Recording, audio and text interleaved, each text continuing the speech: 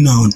Pronoun yana nufin wakilin suna, wato wata kalma da ake yin amfani da ita a maimakon sunan mutum ko sunan wani abu domin ta maye gurbin sunan.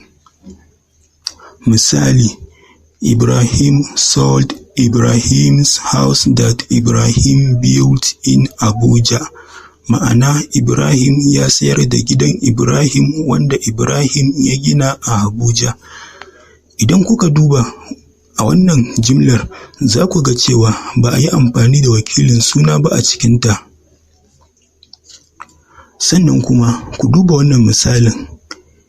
Ibrahim sold his house that he built in Abuja. Ma'ana, Ibrahim ya siyar da gidansa wanda ya gina a Abuja.